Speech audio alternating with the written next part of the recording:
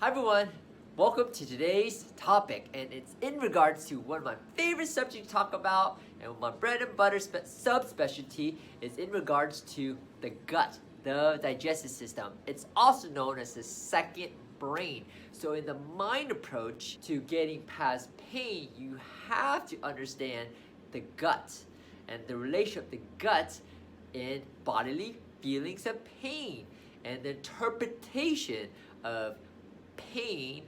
So, the trick you probably want to start off with is that you do not need to have gut issue symptoms, signs and symptoms such as bloating, heartburn, constipation, diarrhea, nervous stomach, whatever it is.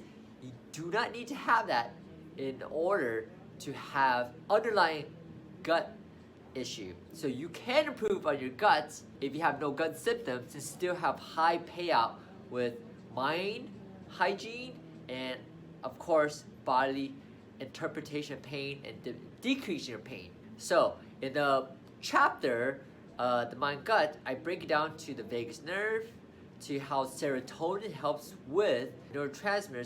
Serotonin is heavily produced in the gut, right? And then how that impacts our ability to have the feeling of bliss, being present, and serotonin helps to reduce our interpretation of pain. So there's serotonin. If I piggyback off last chapter with dopamine, serotonin is the here and now hormone neurotransmitter, and dopamine is about the short-lived looking about the future, the anticipation. So when you have both, you're able to balance being present and the short-acting neurotransmitter of dopamine and the ability of using dopamine to tap into neuroplasticity and shifting the feeling of pain, then it's easier to get that lasting result, that lasting feeling of diminished pain, that diminished reactivity within the body that pain likes to make us, the decreased sensitivity, tissue sensitivity that we feel, the decreased interpretation of, say, the weather when our body is more reactive to weather, so temperature, stress, all that. So now when we talk about the mind gut, we have to talk about the vagus nerve. And so this links into chapter 2, which is the downstairs brain. So the vagus nerve is housed and stems from the pons and kind of near the brainstem, and so that's the reactive center. That's the subconscious center of our body.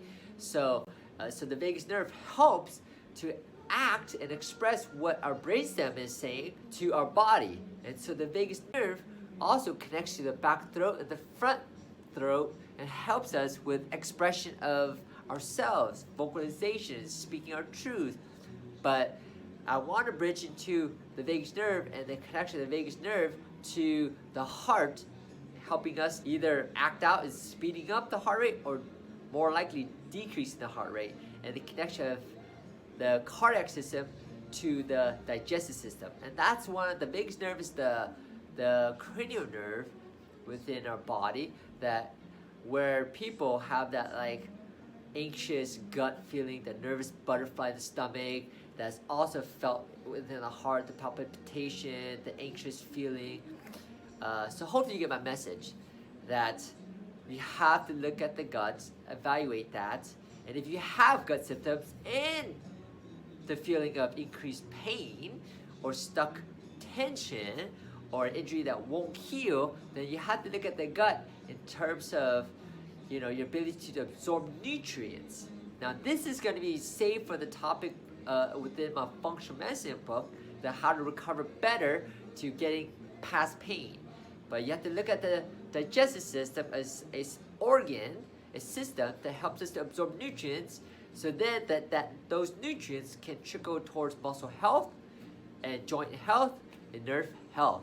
But when we just talk and break it down towards the mind, then we have to talk about nourishing the nervous system and the mind, giving the nutrients to the brain, so then we can express the mind and shift patterns and have the feel to keep shifting patterns.